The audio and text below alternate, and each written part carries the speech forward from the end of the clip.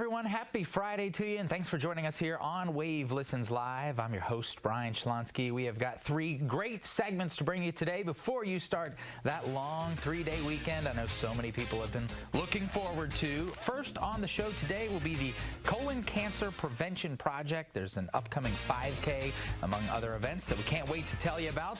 Then it's the Realtors Summit. We've got the Winter Real Estate Outlook, some interesting facts coming from that, and the Rock on Water Festival, closing out the show today, talking about a free Christian music festival now in its fourth year. So as we bring you back here into the studio, I want to introduce you to someone here, Misty Ronau, the Marketing Director for the Colon Cancer Prevention Project. It's so great to have you here with us on Listens Live today. Thank you for having us. Let's start, before we get into some of the great events and all the things that are going on right now with the project, for those who are hearing about it for the first time, walk us through all the great initiatives that you guys work on all the time. Okay, well, so colon cancer is something that not everybody likes to talk about. So our number one mission is to prevent death and suffering from this disease that's very preventable. A couple of years ago, the average the screening rate went from, or age went from 50 to 45, and that's the end zone. If you have no symptoms, no family history, by 45 you should have gotten that planned already. Now, if you have symptoms or family history, talk to your doctor about that and they'll help you figure out what's best. But our organization is 20 years old, and in that 20 years we've seen a huge advancement in the status of colon cancer for Kentuckians. We were founded by a GI who was very tired of wondering constantly why Kentucky was so high in incident rates and in not favorable outcomes. And so that's what we do. Well, it's obviously something that is so much needed, and knowing that Kentucky is a state that deals with this in high volume, what do you think is the reason that people are so hesitant to get involved with this? And again, knowing how the outcomes can be pretty severe if you don't get this checked out. Absolutely. Well, and I think messaging is a thing. Like I was saying about unified messaging, I think that having a clear, concise, consistent message is important, just like with any other health issue that people deal with. I mean, we should know from early on, if you're having stomach problems, GI problems, that's not something to be ignored. We know colon cancer rates for people who are very young, it's on the grow exponentially. It's ridiculous, actually. By 2030, colon cancer will be the second leading cancer-related death for people under 50. It's terrifying to hear numbers like that. And I know if we knew the specific why, then maybe we wouldn't have these rates so much. But is there something through the research that is being done that is pointing us in any direction as to the why? Is it the type of food that we're eating here? What's the main thing that's pushing us in that wrong direction? Right. Well, and I think that there are a million variables, I think, of course. So, for example,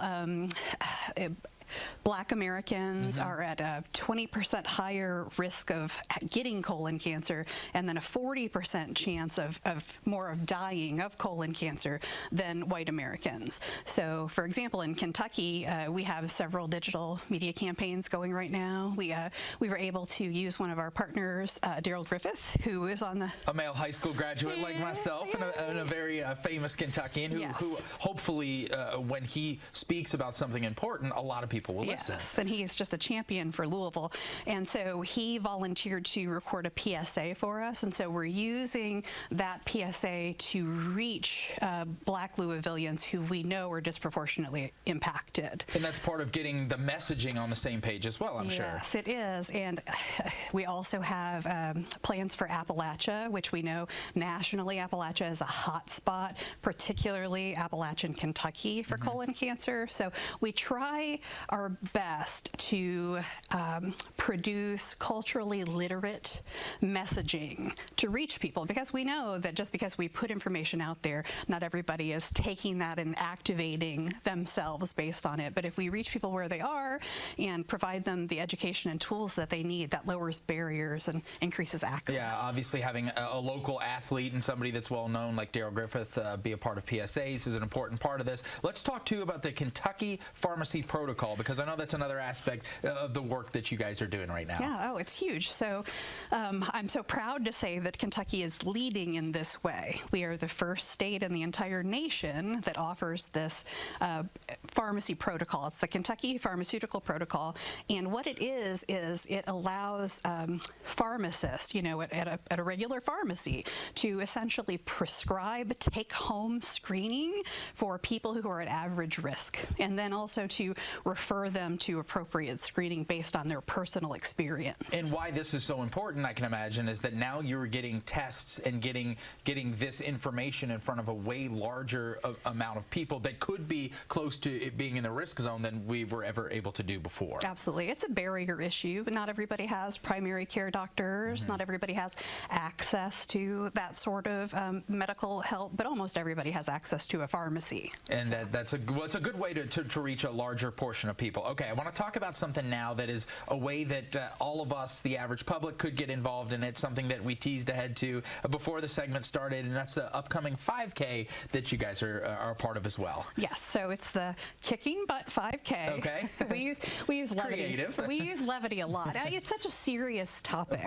that when you make it accessible to people and they can kind of giggle and talk about it, it helps. So we love this 5K. It is a crazy fun time. It's family friendly, pet friendly. We are honoring we lost a cancer survivor this year who was very, very young, and we're honoring her memory. She had a dog named Daisy who she loved so much, and so we're having a Daisy Award for the best dressed dog. Such a great idea. It is. It's cute, and kids are welcome. We have a kids race, and you can run, skip, walk, whatever you need to. It's fun. It's at the Big Four lawn. Okay, I was gonna say we've got the name of it up here, the phone number, and the website. Walk us through before we let you go some of the details, how we can sign up, where it launches from, all the good stuff. Sure. Well, just go to our website, coloncancerpreventionproject.org, and you can register there for the Kicking Butt 5K, which is on September 23rd. Coming up. Yes, it's coming up, and so we have a really cute shirt this year. If you can see that on our website too, or social media.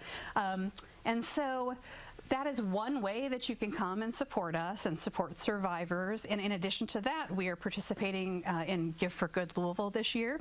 And so we would very, very much appreciate any support that we can derive in that area. And, we just keep building a bigger table and hoping that we can recruit people to this mission. Well, I hope that people listening will be a part of the 5K, especially if we can bring out your pets and honor someone who was lost during this cause. And Misty, I want to thank you so much for the important work that you do with the Colon Cancer Prevention Project, and for trying to get Kentuckians maybe up to speed where we need to be with some of the other states here in the country. Yes, thank you so much. Well, it's very important. Again, you saw the website there. Hope you can make it out to the Kicking Butt 5K. Give me the date one more time before we go. September 23rd. September 23rd. Okay, a couple weeks to plan. Thanks again for being with us here today. Thank you. Have a great weekend. All right, so we'll stay with us here, because before you go enjoy your weekend, we've got two more great segments coming your way here on Wave Listens Live. The experts talking with us about the winter real estate outlook, why maybe now is a good time to look forward.